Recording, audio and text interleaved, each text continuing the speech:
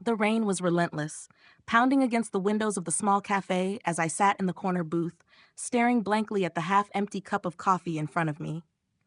It had been weeks since the funeral, yet the ache in my chest felt as raw as it had the day I stood in the graveyard, watching them lower my parents into the cold, unforgiving earth. Their sudden death had left me in a fog, numb to everything around me. A tragic car accident, they had said. No survivors, no goodbyes. Just a phone call in the middle of the night, and my world had come crashing down. In the days that followed, the grief had been suffocating, overwhelming. Yet the hardest part wasn't the funeral, the endless condolences, or even the realization that I would never hear their voices again. No, the hardest part was that Gabriel, my husband of 8 years, had abandoned me that same day. He'd said he needed to talk, pulling me aside in the midst of all the chaos. I had expected comfort, a soft whisper of reassurance, anything to hold on to. Instead, he had told me in the most detached tone that he was leaving me. I remember feeling like I couldn't breathe, the words not making any sense. Leaving me? My mind had scrambled to process it, but it didn't make sense then, and it still didn't now. Your parents didn't leave you anything, he'd said, looking at me with a cool detachment that made my stomach turn. They were bankrupt. All their wealth, their so-called legacy, was just a facade.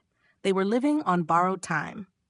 I had felt a chill seep through my body, as though the world around me had grown distant and cold. He wasn't speaking of love, of comfort, of sympathy. He was speaking of money, of loss, of what he stood to gain. And that was when it hit me. He wasn't mourning with me. He wasn't grieving at all. Gabriel's betrayal had been swift, and in that moment, I realized how much of my life I had built on an illusion. He had married me for my family's money, for the access I could provide to the world of publishing and connections. All those years, I had thought we were partners, that our bond was one of love and trust. But in reality, I was just a stepping stone to the life he wanted, a life that had crumbled with my parents' sudden departure. The rain outside matched the emptiness I felt inside. It had been a week since Gabriel had left, and still the weight of it all crushed me. I hadn't cried, hadn't yelled or screamed. I had simply shut down. I could feel it deep in my bones, the numbness that had set in like a thick fog, dulling every emotion.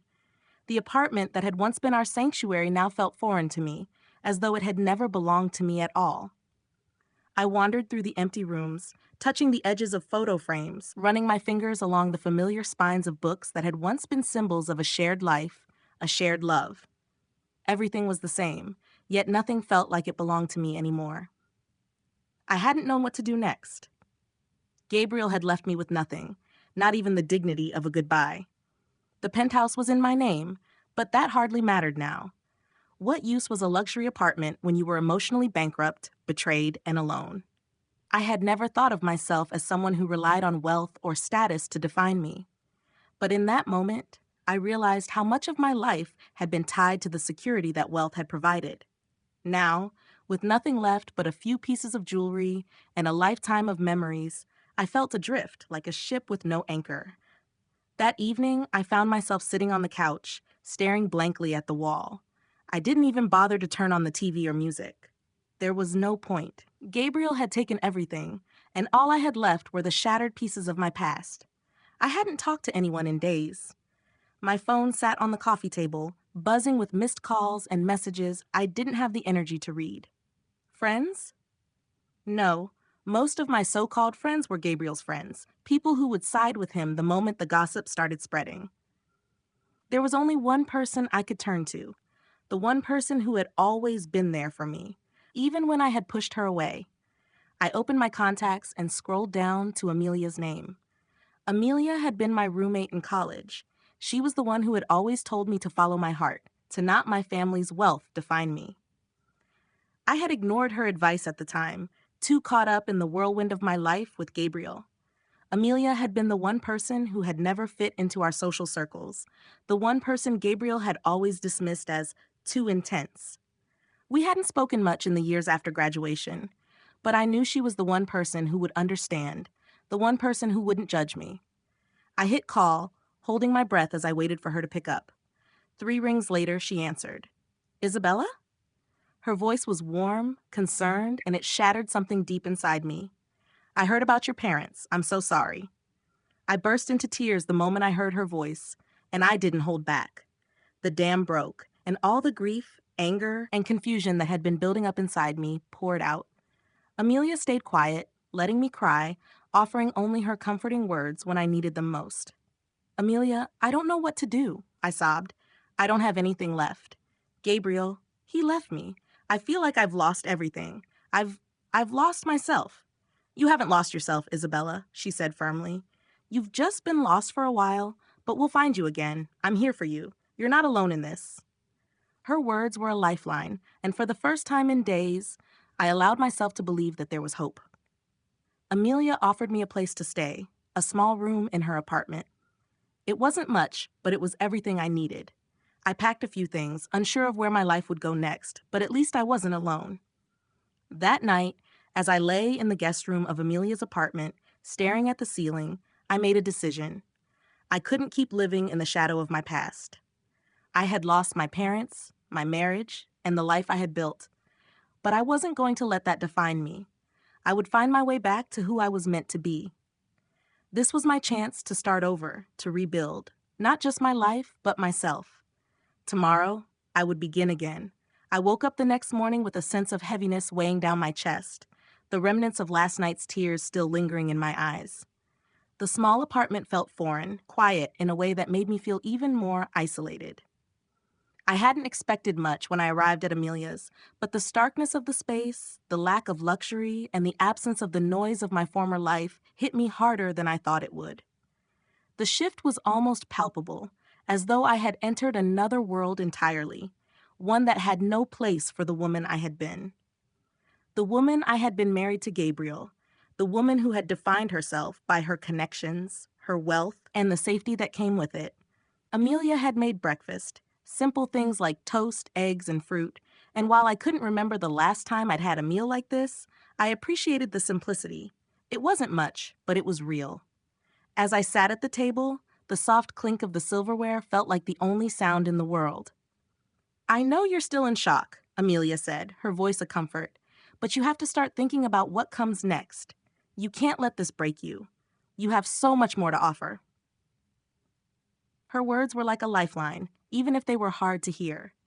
I didn't know if I believed them yet. How could I? In just a few days, I had gone from being a privileged wife to a woman with nothing. My mind was still reeling from the devastation of losing my parents and then from Gabriel's betrayal.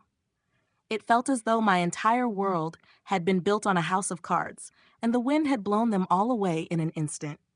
My parents, my husband, my identity, it all felt like a lie, a carefully crafted illusion that was crumbling before my eyes. I pushed the food around on my plate, trying to find the strength to move forward.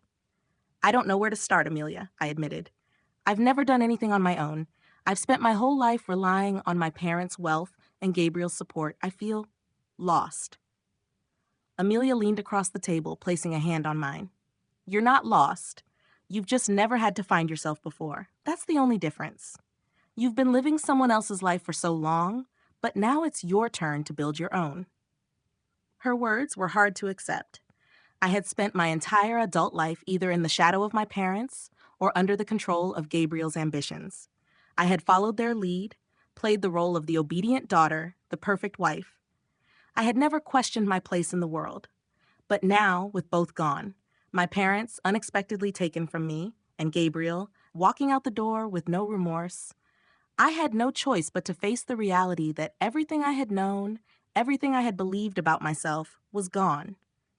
Later that day, after I had managed to gather my thoughts, I made the decision to get out of the apartment. I needed some space, a moment of clarity, and I wasn't sure how long I could sit in the stillness of Amelia's home before my mind would start to spiral again. I walked aimlessly through the city, the cold air stinging my face as I took in the streets around me.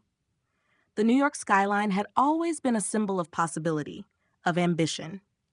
I had once been so caught up in the idea of success that I never stopped to consider what success meant for me, beyond the superficial trappings. Now, as I looked up at the towering buildings, I couldn't help but feel small, insignificant. The city was moving around me, people rushing to and from while I stood there, frozen in time. After a few hours of wandering, I found myself standing outside a small bookstore, its window displaying titles that I recognized, books I had once picked up and skimmed through, not out of interest, but because they were expected of me. I stepped inside, the scent of paper and ink wrapping around me like a comforting embrace. It was a place of quiet, of thought, and for the first time in a while, I felt something stir inside me. Curiosity, perhaps, or the beginning of a desire to reconnect with the person I used to be before all the wealth, all the expectations. As I walked down the narrow aisles, running my fingers along the spines of the books, I found myself thinking about the things I had once enjoyed. In college, I had studied literature, not because it would lead me to any kind of financial gain, but because I had loved the stories, the characters, the way words could transport you to another world. I hadn't read for pleasure in years, not since before I married Gabriel. I had always told myself I was too busy, that I didn't have the time. But now, as I stood there in the quiet of the bookstore, I realized that I had all the time in the world. Time to rediscover myself, time to rebuild, time to become the woman I had neglected in favor of everyone else's needs and expectations. I picked up a novel by a writer I admired in college and sat down at one of the small reading tables. The words on the page seemed to speak to me in ways I hadn't expected. There was a sense of peace in reading, a kind of solace I had forgotten existed. I didn't need to be the perfect wife, the perfect daughter, or the perfect anything. I could just be me, and that was enough. Hours passed, and when I finally left the bookstore, I felt a little lighter, as if a small weight had been lifted from my shoulders. It wasn't much, but it was a start. I realized that, for the first time in a long time, I had done something for myself. Something that had nothing to do with anyone else's expectations. I had found a piece of me that had been buried under layers of obligation and desire to please. That night, after I returned to Amelia's apartment, I sat down with my laptop and began drafting a resume. I didn't know what I was doing or even where I would end up, but I knew one thing for certain. I was ready to start over. I had no other choice.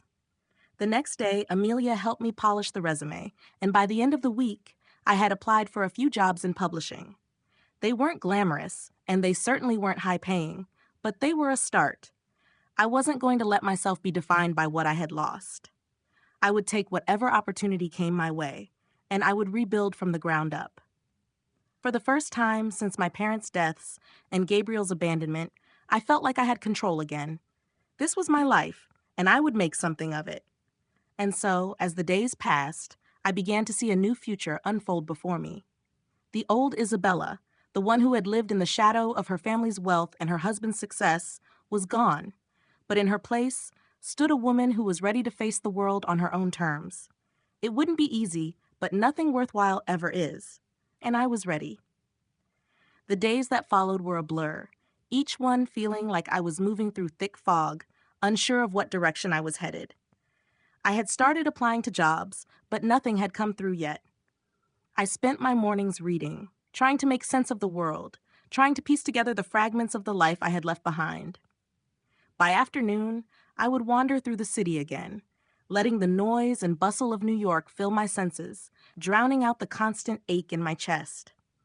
But it never lasted long. No matter how far I walked, how many distractions I surrounded myself with, I always found myself alone, with nothing but my thoughts. Amelia had been a steady presence, a constant source of comfort and support. She pushed me to get out of my head and into the world, to stop letting the grief consume me. "You're stronger than this," she would tell me. "You have the potential to build a life that's yours, one that doesn't depend on anyone else." It was the first time in a long time that someone had reminded me of who I was before all of this. The woman I used to be when I was in college, when I was dreaming of my own future, not just a future defined by my parents' wealth or my husband's ambitions. It felt like a distant memory, one I had buried under layers of expectation. But now, in the quiet of Amelia's apartment, it was slowly coming back to me. One evening, a few weeks after my parents' funeral, I received an unexpected call from my lawyer, Martin Reed. He had been handling my parents' estate before their passing, and while I wasn't entirely sure what he wanted, I knew it couldn't be good news. My stomach twisted as I picked up the phone. Isabella, I need to speak with you, Martin said, his voice strained. There are matters concerning your parents' estate that require your immediate attention. It's urgent. My heart raced. What could be so urgent? My parents were gone, their estate in disarray. I had been so focused on surviving each day that I hadn't thought much about their financial affairs or what I was supposed to do next. Gabriel's betrayal had overshadowed everything else, leaving me with a hollow sense of loss and uncertainty. I'll meet you tomorrow, I said, my voice trembling. I didn't know why, but I felt a sense of dread wash over me. What was Martin hiding? What could possibly be so important? The next morning, I met Martin at his office, a cold, sterile space that felt as though it had been designed to put clients on edge. The moment I stepped inside, I noticed the tension in the air. Martin looked uncomfortable, as if he was afraid of what he had to tell me. He handed me a thick manila folder and gestured for me to sit. Isabella, I've uncovered something that I think you need to know. Your parents had been working on something in secret, something that concerns you directly. My fingers trembled as I opened the folder, the weight of it heavy in my hands. Inside were documents, bank statements, financial records, and letters that I didn't recognize. As I skimmed through the pages, I felt a knot form in my stomach. Martin's voice broke the silence. Your parents were not bankrupt, Isabella. In fact, they had been hiding a significant portion of their wealth. They didn't want you to know about it because they feared for your safety. They were suspicious of Michael for some time, and they had even hired a private investigator to look into him. I blinked, trying to process what Martin was saying. My parents had lied to me? About money? About their financial situation? Why would they keep something so important from me? And why hadn't they trusted me enough to share it? Your parents believed that Michael was more interested in their company, Wheeler Publishing, than in you, Martin continued. They suspected he was involved in some shady dealings with Pinnacle Media Group. He was trying to take control of Wheeler Publishing from the inside. The world tilted around me. Everything I had believed about Michael, about my marriage, about my parents, everything was unraveling. Gabriel had been lying to me about their finances, and now it seemed like he had been playing a much bigger game than I had ever realized. Why are you telling me this now? I asked, my voice hoarse. My parents are gone. They can't protect me anymore. Why didn't they tell me? They were trying to protect you, Isabella, Martin replied, his tone softening. They didn't want you to be a pawn in a game that was far bigger than anything you could have imagined. But now that they're gone, it's up to you to finish what they started. They left instructions for you to follow, but you'll need to act quickly. He handed me another document. It was a letter written in my father's handwriting. My fingers shook as I unfolded it, reading the words that I never thought I would hear from him. My dear Isabella, if you're reading this, it means that we've been forced to take extreme measures. We suspect that Michael is not who he claims to be. He's been undermining Wheeler Publishing from the inside for years, and we believe that he is trying to take control of the company. We've been gathering evidence on him, and we've put everything we have into a safe place. You need to find it. You are the only one who can stop him. Your mother and I love you more than anything. Please stay safe. Trust no one. Dad. I felt the world shift beneath my feet as the gravity of my father's words sank in. Michael hadn't just betrayed me. He had been systematically plotting to destroy my family's legacy, our business, everything. And I had been blind to it. I had married a man who had no intention of ever loving me. He had been using me from the very beginning. The letter provided instructions, locations, contacts, and the name of a lawyer who could help me. But one thing was clear. The battle for my family's legacy wasn't over. It had only just begun. I stood up, the weight of the letter heavy in my hands. What now? I asked Martin, my voice steady despite the storm raging inside me. Now, Isabella, he said, you fight for what's yours. You fight for your parents, for Wheeler Publishing, and for your future. I nodded, a sense of resolve settling over me. My parents had left me more than a business to protect. They had left me a path to reclaim my life, and I would follow it, no matter what it took. Gabriel had made a terrible mistake, and now I was going to make him pay. I spent the next few days in a blur of action, piecing together the scattered fragments of my life. The letter from my father weighed heavily in my mind, its words burning into my consciousness. I had always thought of my family as a beacon of stability, of strength. My father had been the pillar of our world, the foundation of everything I had ever known. But now I was starting to see cracks in that foundation, cracks that had been hidden from me for years. The truth was harder to digest than I had imagined. Michael's betrayal was nothing compared to the web of deceit my parents had carefully woven around me. They had kept secrets, not just about their finances, but about their fears, their concerns about Michael's true intentions. And I, blind in my pursuit of comfort and love, had never seen it coming. My marriage had been a farce. My parents' deaths were not just accidents. They were the result of a carefully orchestrated plan by someone who had always been playing the long game. The man I had once loved had manipulated me for years, and the company my parents had worked so hard to build was on the verge of being stolen out from under me. I had barely slept in the last few nights. My mind raced with all the details Martin had given me, all the evidence my parents had left behind, the hidden assets, the backup files. The safe deposit box that had once seemed like a piece of a puzzle I couldn't quite understand, but now it was the key to everything. I was sitting at Amelia's kitchen table one evening, staring at the papers I had laid out before me, an assortment of bank statements, business contracts, and photos from the investigator my parents had hired to look into Michael. As much as I wanted to curl up and pretend none of this was real, I knew I couldn't. There was no more time to grieve, no more time to feel sorry for myself. I needed answers, and I needed them fast. Amelia had been a steady support, but I could see the concern in her eyes whenever she looked at me. She could tell I was spiraling, that I was caught in the whirlwind of everything falling apart. "Isabella," she said one evening, her voice gentle but firm, "you have to take a step back. You can't fight this alone. You need help." Her words hit me like a splash of cold water. For weeks, I had been working alone, trying to piece together the remnants of my life, but I wasn't alone anymore. My parents had left me a legacy, a fight for something bigger than just myself. It was for Wheeler Publishing, for everything they had worked for, and it was for me. I had to honor that. "I don't know who to trust anymore, Amelia," I admitted, my voice low. "Everyone I thought I knew has betrayed me in one way or another. Michael, my parents, even myself. I don't know what's real anymore." Amelia didn't hesitate. She had always been a pillar of strength when I needed it most. "Then you need to trust yourself," she said, her eyes unwavering. "You have to believe that you can fix this. If you let this consume you, you'll lose everything. You're not the woman you were before all of this happened. You're stronger now." I looked at her, trying to absorb her words, to truly understand them. I had been so lost in the chaos that I hadn't realized how much I had already changed. Yes, I had lost my parents. I had lost Gabriel. But I had also gained something much more powerful than anything material.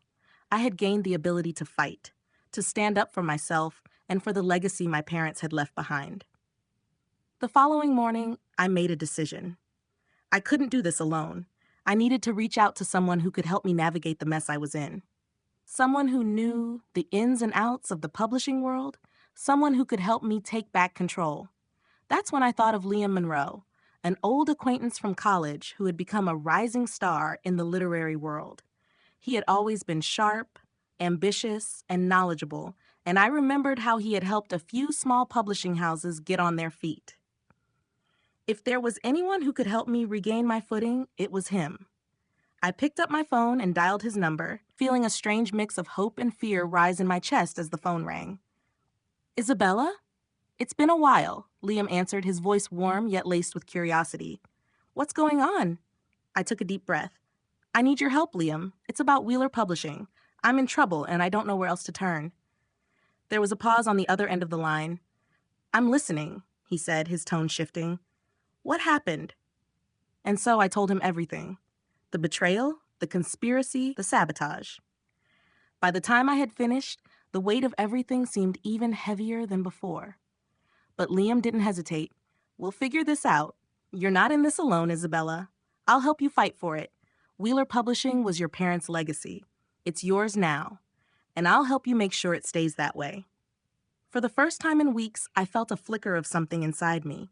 Maybe it was hope, maybe it was strength, but whatever it was enough to keep me moving forward. I wasn't alone. I had allies. Over the next few days, Liam and I put a plan in motion. We started reaching out to key people in the publishing world, gathering information, securing legal help, and preparing for what was coming next. It was all so overwhelming, but there was no turning back now. The harder part, however, was still ahead. Michael had no idea that I knew the truth. He had no idea that I had uncovered his schemes or that I had the power to stop him. The game was changing, and this time, I was ready to play. One evening, as Liam and I were sitting in a cafe discussing our next steps, I received a message from Martin. "There's something you need to see," it said.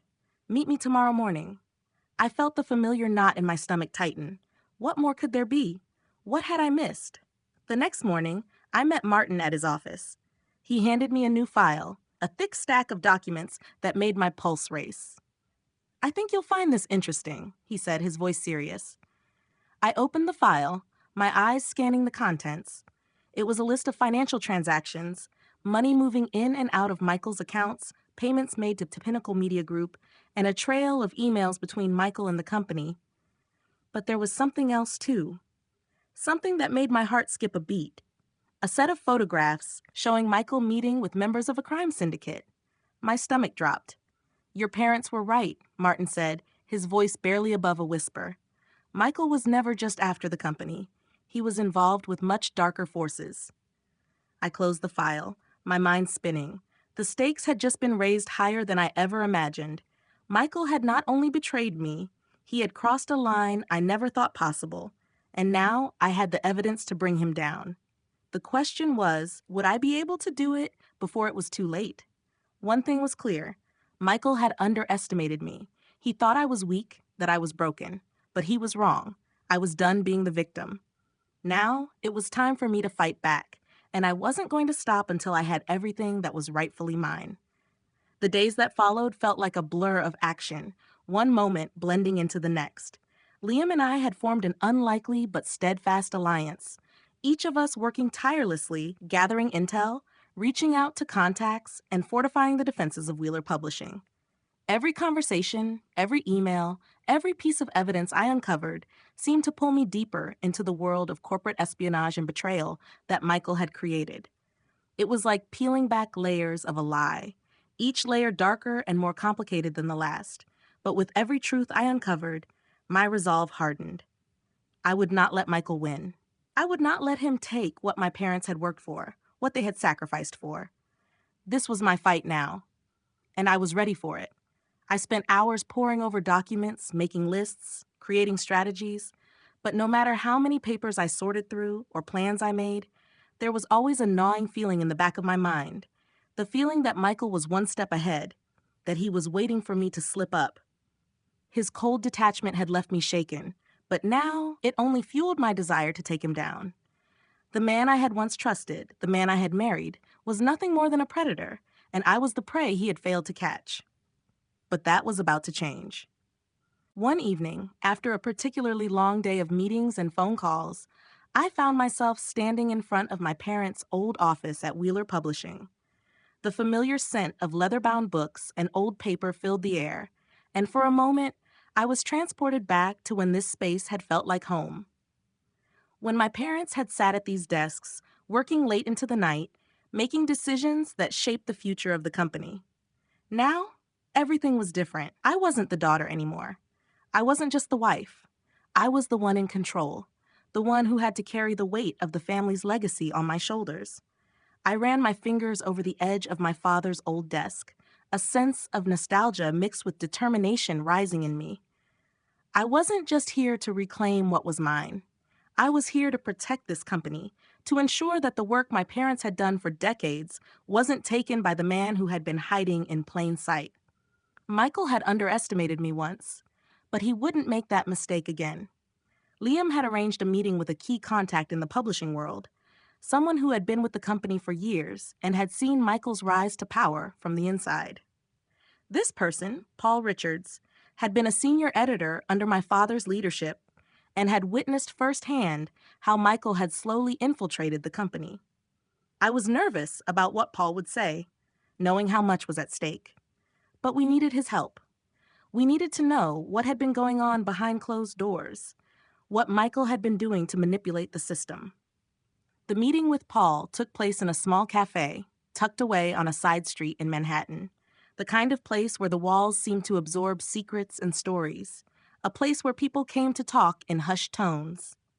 I sat across from Paul, trying to read his expression.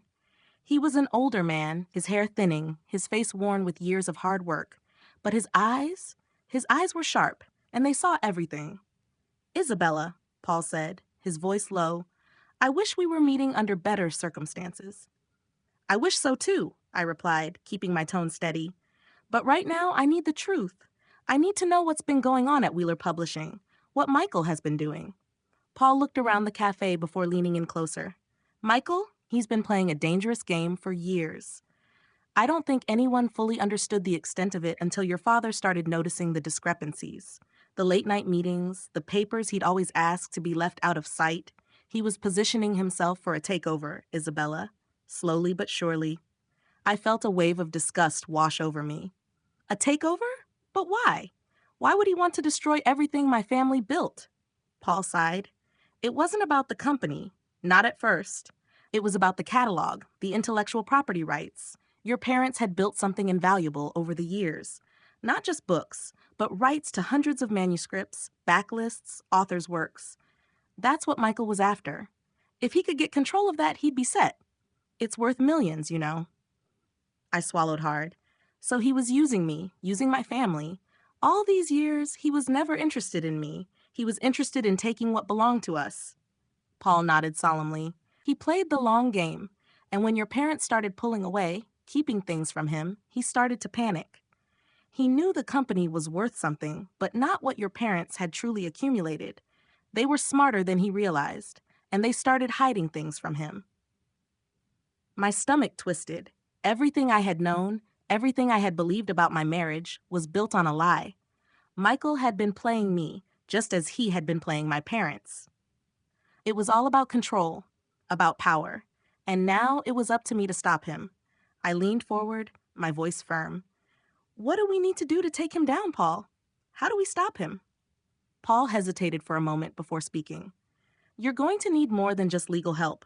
Michael has already made moves. He's secured a few key investors, people who have no interest in the company's legacy, only the profits. You'll have to expose him for what he is, use the evidence your parents left behind. But more than that, you'll need to take control of Wheeler Publishing, publicly. You need to show everyone that you are the rightful heir." I nodded slowly, taking in everything Paul said. "I've already started. I've got the evidence, but it's not enough. We need to act quickly. He thinks I'm weak, that I'm still grieving, but I'm not. I'm ready to fight." Paul gave me a knowing look. "Good. Michael will underestimate you, just like he underestimated your parents. But remember, you're not alone in this. You have allies. People who care about the company, about what it stands for, and people who want to see him brought down." The weight of it all hit me in that moment. Michael wasn't just a personal betrayal. He was a threat to everything my parents had built, everything they had worked for. I couldn't let him destroy it. I couldn't let him get away with it. I had to act. As I left the cafe, the rain had started to fall again, a steady downpour that matched the heaviness in my chest. But there was a sense of clarity now. I wasn't just fighting for myself. I was fighting for my family, for the legacy they had left behind, and I would not let Michael take it from me. I made my way back to Amelia's apartment, the weight of the evidence and the responsibility settling in. The pieces were coming together, but the battle was just beginning. Michael had underestimated me, but he wouldn't make that mistake again. This time, I was in control, and I was going to make sure he paid for everything he had done. I wasn't the woman I had been before all this happened. I was stronger now, and this time, I would win. The following weeks felt like a fever pitch, each day moving faster than the last, my mind constantly racing as I worked to piece together the fragments of my life, my family's legacy, and the company that was now mine to protect. I had spent the last few days reviewing everything my parents had left behind. Documents, photos, and legal papers that had been carefully hidden away.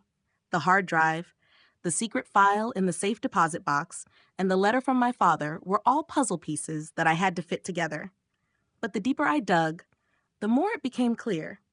The fight wasn't just about protecting Wheeler Publishing. It was about exposing Michael for who he truly was, and I would stop at nothing to bring him to justice. Liam had continued to work behind the scenes, using his connections in the publishing world to gather support for me. But even with all of our plans coming together, I knew that the clock was ticking.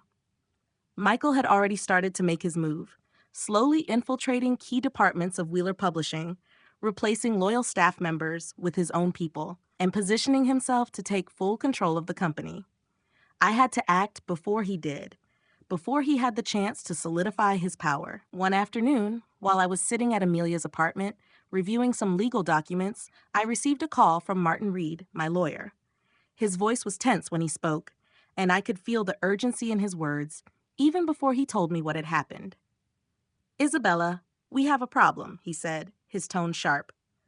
"I've just received word that Michael has filed a motion in court to contest your parents' will. He's claiming that as your spouse, he's entitled to half of everything, your inheritance, your company, everything."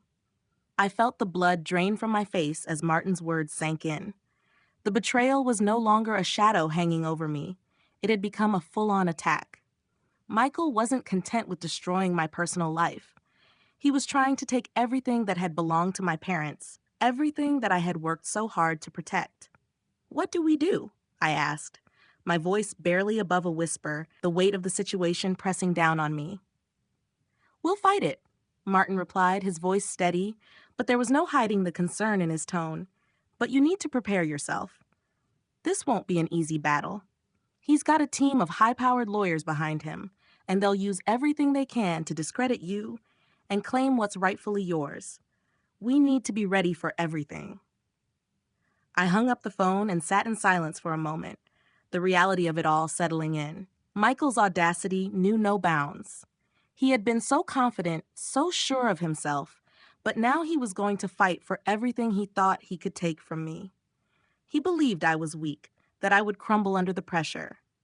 But he was wrong. I wasn't the same woman who had stood beside him years ago. I wasn't the same woman who had put her trust in him. Now I was ready to fight for everything I had left. That night, after I had gathered my thoughts, I reached out to Liam. I needed him to help me take this fight to the next level. If Michael wanted a battle, he was going to get one. I wasn't going to back down. Not now, not ever. We met at a small bar in downtown Manhattan, away from prying eyes. The atmosphere was dimly lit, and the quiet murmur of conversations blended with the sound of clinking glasses. It was the kind of place where we could talk without fear of anyone overhearing us. I sat down across from Liam, my mind buzzing with 1,000 thoughts. "Michael's filed a motion," I said, my voice steady but full of determination. "He's trying to claim half of everything. He thinks this will be easy, that I'll just roll over and let him take it. But he's wrong. I won't let him. We need to strike back, and we need to do it fast." Liam nodded, his eyes focused on mine, his expression serious.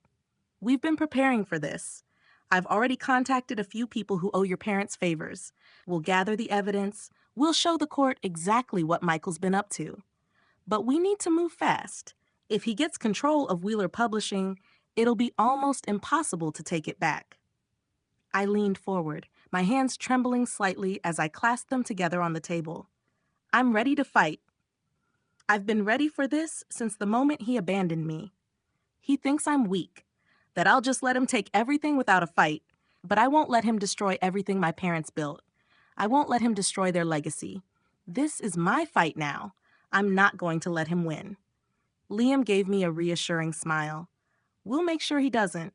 You've got more allies than you realize, Isabella. You just need to trust them, and trust yourself. This is your battle, and you're stronger than you think." His words meant more than he knew. For the first time in a long time, I felt like I wasn't alone in this. Liam wasn't just helping me because he felt obligated. He was helping because he believed in me. And that belief gave me the strength to keep going. We spent the rest of the night discussing the plan, detailing every step we would take to expose Michael for who he was.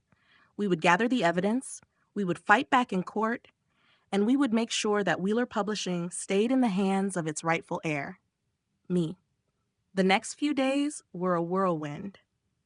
Liam and I worked tirelessly, contacting witnesses, reviewing records, and building our case. I spent hours in the office, poring over old files, analyzing contracts, and digging through my parents' private documents to find anything that could help us. I couldn't afford to miss a single detail. Michael was playing dirty, and I had to be one step ahead of him. But as much as I focused on the case, I couldn't escape the nagging feeling that Michael wasn't going to just sit back and let me take the company back. He was ruthless. He had made his move, and I knew he would stop at nothing to get what he wanted. He thought I was vulnerable, that I was just a grieving widow. But the woman he had married was gone. The woman who had been afraid of confrontation, afraid of standing up for herself, was gone. And in her place stood someone stronger, someone who had learned how to fight for what she deserved. The next court hearing was scheduled for 2 days from now. I had to be ready, and I would be. This was the moment I had been waiting for. This was my chance to take back everything Michael had tried to steal from me. I wasn't going to lose. Not this time. The battle had just begun, and I was prepared to win. The day of the court hearing arrived faster than I had anticipated, and with it, a new wave of anxiety washed over me. I had spent the last few days preparing, reviewing every detail of the case, ensuring every piece of evidence was in place. My lawyer, Martin, had been a constant presence, guiding me through the process, but there was still an undercurrent of doubt that tugged at me.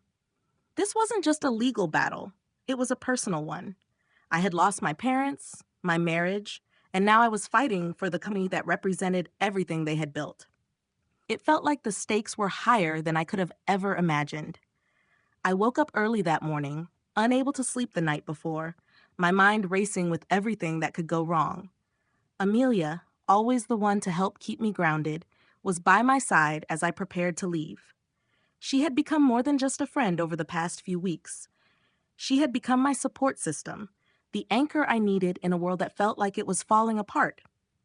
"You've got this, Isabella," she said as I gathered my things, her voice calm but firm. "Remember, this isn't just about the company. It's about you taking back control of your life. You're stronger than you think." I didn't respond right away. I just nodded, appreciating her words more than she could possibly know. The woman I had been before all of this, the woman who had relied on Gabriel, on my family's wealth, was gone. I was no longer that person. This fight wasn't just about securing my parents' legacy, it was about reclaiming my own identity, the one I had lost in the shadow of others' expectations. The drive to the courthouse was a blur. My stomach was in knots, my palms sweaty, but I kept telling myself that I had come this far, and there was no turning back now. As I walked into the courthouse, the familiar scent of old wood and polished floors did nothing to ease the tension in my chest. I felt like an outsider in this world of legal jargon and high-powered attorneys. The weight of what was at stake, my parents' company, my future, everything I had worked so hard to rebuild, was almost suffocating. Martin met me outside the courtroom, his face set in a professional mask, but I could tell he was just as anxious as I was. "We're ready," he said, his voice low. "I've got everything we need. We've built a solid case." I nodded, trying to summon the courage I needed to face Michael in the courtroom. He had been so confident, so sure of his place in this fight, but I wasn't going to back down. Not anymore. Not after everything he had done. The doors to the courtroom opened, and I walked in, my head held high. The familiar faces of the opposing legal team, Michael's high-powered attorneys, were already seated, and their eyes flicked to me as I entered. But it was Michael who stood out, sitting at the front with a smug, almost triumphant look on his face. He had no idea what was coming. As I took my seat, I couldn't help but feel a surge of anger. The man I had once loved, the man I had trusted with my life, was sitting there with the same calm, calculating demeanor that he had worn throughout our marriage. He hadn't changed, and that was exactly why he would lose. The proceedings began, and my lawyer presented the case first. He laid out the evidence, the documents my parents had left behind, the financial records showing Michael's embezzlement attempts, and the recordings of his secret meetings with investors and crime syndicates. It felt surreal. Hearing the words out loud, seeing the lies and manipulations I had only just begun to understand laid bare for the world to see. Every shred of evidence pointed to Michael as the mastermind behind the entire conspiracy. But it wasn't just the financial crimes that Michael had committed. It was the emotional betrayal, the manipulation, the cold way he had treated me throughout our marriage. As the hearing continued, I found myself growing more and more determined to see this through. This wasn't just about money or power. It was about justice. And it was about holding Michael accountable for the years of deceit he had inflicted on me, my family, and the company that had meant everything to us. When it was Michael's turn to speak, I could feel the weight of his words hanging in the air. His voice was smooth, his arguments well rehearsed, but there was an edge to them that I hadn't noticed before. His calm facade was beginning to crack, just slightly, as he realized that his grip on the situation was slipping. "I've been patient," he said, his tone deceptively calm. "But I won't stand by and watch my wife's inheritance be wasted. I have every right to what's mine. This company belongs to both of us, and I have evidence to prove that Isabella is not fit to run it." The words hit me like a slap. He still thought he could win this by painting me as incompetent, by pretending that I was just some naive woman who had no idea how to handle the business. But it was too late for him.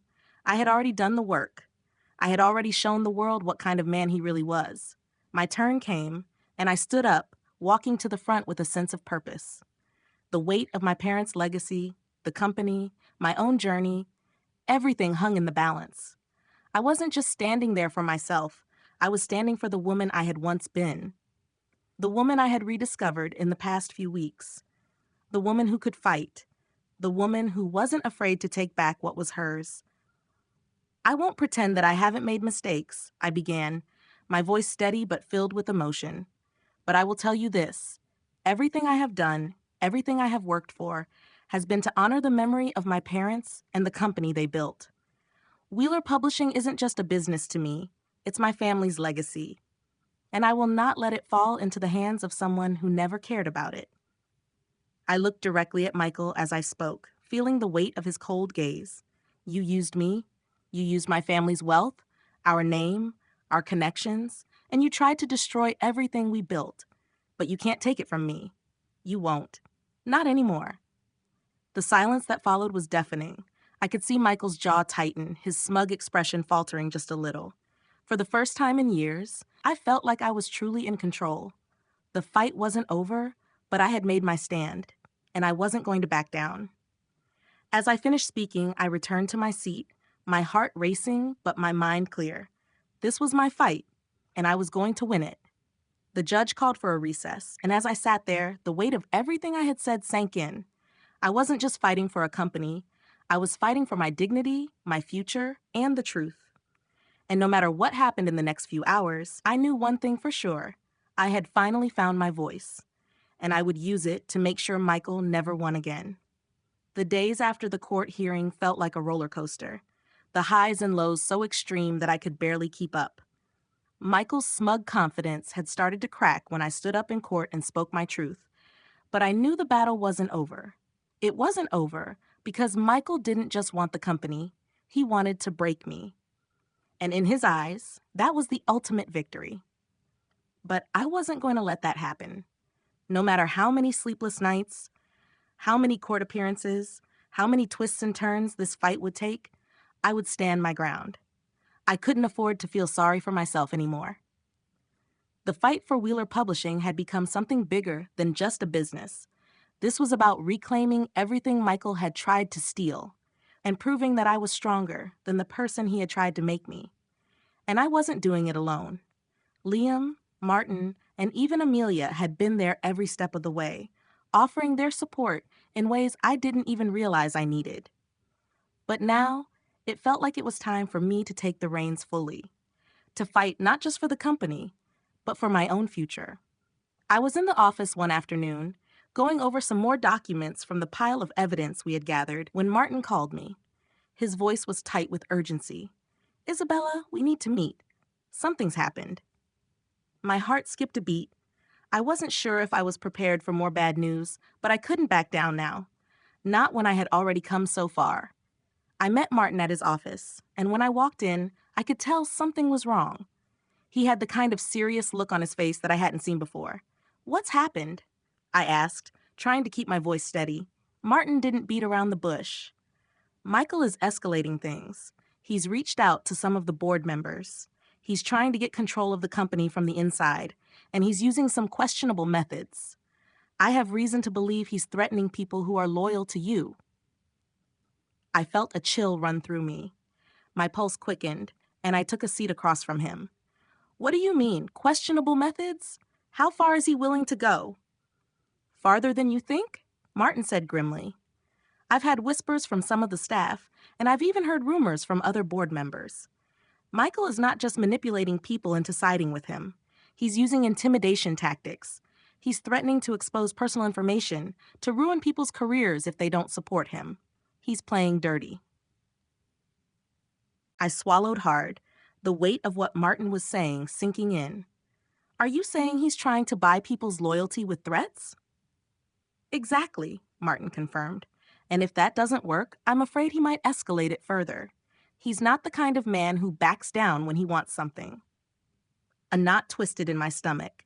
I had known Michael was ruthless, but I hadn't realized how far he was willing to go to get what he wanted. He wasn't just trying to destroy my parents' legacy. He was trying to destroy the people who had supported it for years. The loyal employees who had worked with my father, the editors, the writers, the people who had poured their hearts into Wheeler Publishing, they were all at risk now. "We can't let him get away with this," I said, my voice steady despite the storm of emotions that raged inside me. "I won't let him bully everyone into submission." "We need to act fast," Martin said. "I've already got a team looking into Michael's latest moves. We need to expose him for what he's doing. But we can't do this by playing his game. We need to outsmart him." I nodded, already formulating a plan in my head. What if we do the opposite of what he's expecting? What if we pull the rug out from under him? Martin raised an eyebrow. "What do you mean?" "Michael thinks I'm still the grieving widow, the broken woman. He thinks he's got control of the situation, but what if I go public with the truth? What if I make it clear that I'm in charge, and I'm not afraid to take back what's mine?" Martin hesitated, but then he nodded. "You're right. He's underestimated you from the beginning. It's time to turn the tables, but you'll need to be strategic. You can't go in blindly. You need to be calculated." "I'm ready," I said, the determination building inside me.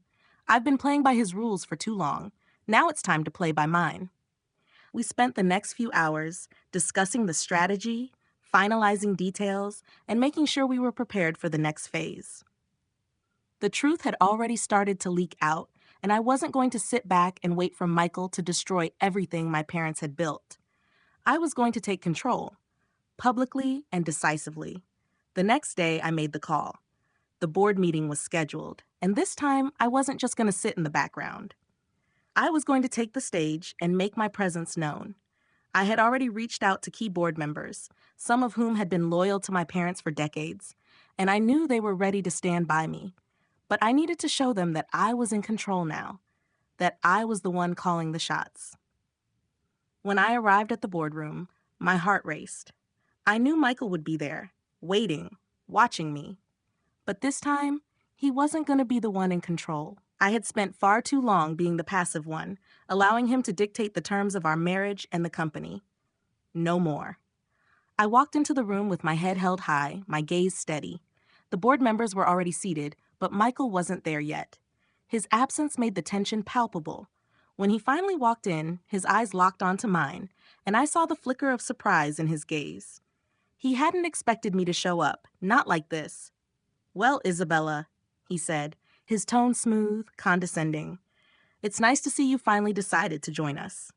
I didn't flinch. I didn't let his words get to me. "I'm here to take control, Michael. You've had your time. Now it's mine." The room was silent, the weight of my words settling in. Michael's face twitched with irritation, but I could see the doubt creeping in. He wasn't expecting me to come at him so directly. He had underestimated me once again. "I'm taking full control of Wheeler Publishing," I continued, my voice unwavering. "I've already made the necessary changes, and I'm bringing in new leadership. Your days of controlling this company are over." Michael's jaw tightened, and I could see the anger building behind his eyes. But it didn't matter. I wasn't afraid anymore. The battle wasn't over, but it had just shifted in my favor. Michael had thought he could break me, but he had only made me stronger. This was my fight, my family's legacy, and I was going to win. This was only the beginning. The aftermath of the boardroom confrontation left me with a sense of both relief and anticipation, the weight of the decisions I'd made still heavy on my shoulders. For the first time in months, I felt like I had taken back control, not just of Wheeler Publishing, but of my life. I had faced Michael head-on, exposed his lies and manipulations, and made it clear that I wasn't going to let him take the company without a fight. But even as I left the meeting that day, I knew this was far from over. Michael wasn't the type to give up easily. He'd been playing this game for years, and now it was my turn to finish it. Over the next few days, the tension in the office was palpable. Michael had stormed out of the boardroom, his face twisted with fury, and I knew he was already planning his next move. But what I hadn't expected was how quickly things would escalate. I had no intention of waiting for Michael to strike first. I wasn't going to let him drag me back into the world of manipulation and deceit. I had a plan, and it was time to put it into action. The first step was ensuring the support of the remaining board members. I knew that they were all loyal to my parents in some way, but loyalty alone wouldn't win this battle. I needed to show them that I was capable of leading Wheeler Publishing into the future, that I was the one who could bring the company back to its full potential. I spent the next few days in meetings, convincing them of my vision, outlining the changes I planned to make, and reassuring them that I was in this for the long haul.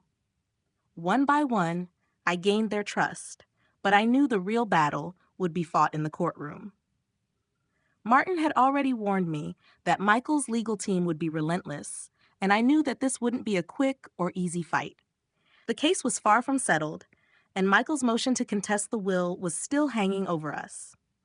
Every day I felt the pressure building, the weight of my parents' legacy pushing down on me. But despite the anxiety, there was something else that burned within me. A fierce determination to see this through, to prove to myself and to the world that I was capable of standing on my own, that I didn't need Michael or anyone else to define me.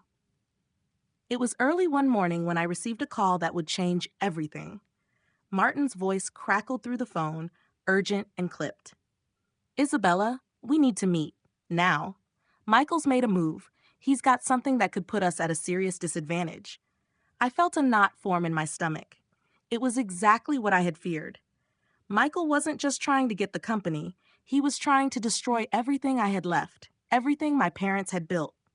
I agreed to meet Martin at his office, my mind racing with possibilities. What could Michael have done now? What new game was he playing?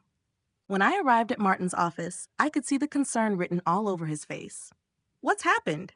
I asked, my voice steady despite the worry creeping up inside me. Martin hesitated for a moment, then slid a thick folder across the desk toward me. "This just came in. Michael's filed a new motion, one that could change the entire course of this case.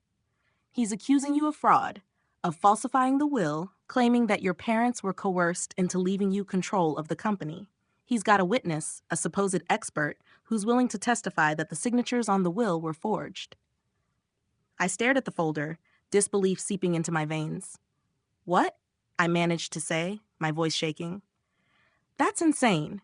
The will was legitimate. My parents signed it in front of multiple witnesses." "I know," Martin replied, his voice tight with frustration. "But Michael has connections, and he's pulling in people who are willing to say whatever he wants. This could stall everything. It could drag the case out for months, maybe even years, and the longer it takes, the more control he'll have." I leaned back in my chair, my mind spinning.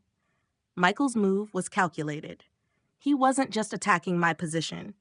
He was trying to tear apart the very foundation of my parents' legacy. He was trying to make me out to be a criminal, to question my integrity in front of the entire board and the public. It was a low blow, but I knew that if I let it shake me, I'd lose everything. I stood up abruptly, my fists clenched.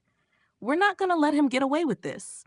I'm not going to let him destroy my parents' legacy and turn everything they work for into a joke." Martin looked up at me, a flicker of hope in his eyes. I know you're angry, but we need to stay calm. We need to be strategic. We can fight this, but it's going to take everything we've got. I nodded, feeling the fire inside me burn brighter than ever. I'm ready. We'll fight. We'll expose him for what he really is, and we'll take back what's mine. For the next few days, Martin and I worked relentlessly, gathering evidence, reaching out to witnesses who could vouch for the authenticity of the will, and preparing for the upcoming court battle. I spent hours at the office, making phone calls, reviewing documents, and strategizing. I knew that this wasn't just about winning a case.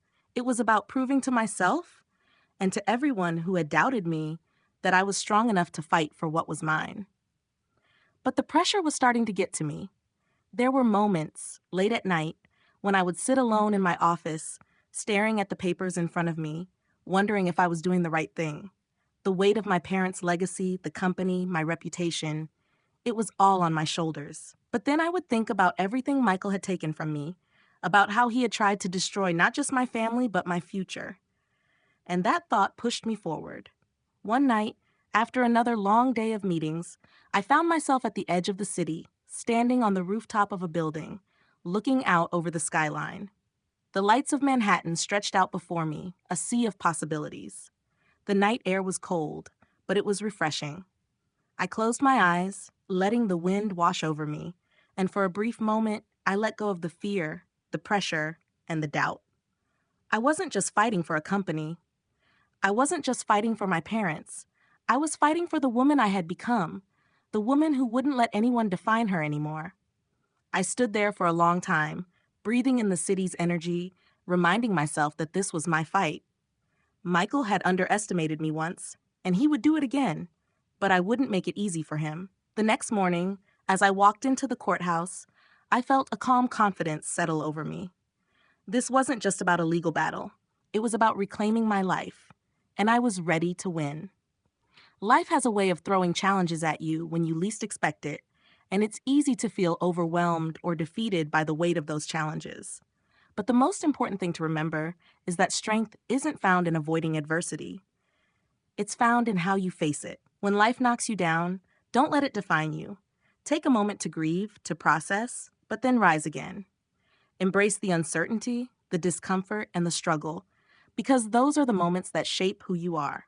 Don't be afraid to stand up for yourself, even when others doubt you. Trust in your ability to rebuild, to redefine who you are, and to fight for what truly matters to you.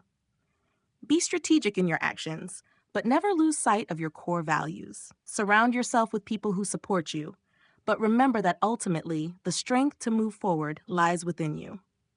Life is unpredictable, and there will always be people who try to take from you, whether it's your happiness, your legacy, or your self-worth. But the key to overcoming those obstacles is resilience. Stay true to yourself and never stop fighting for your future.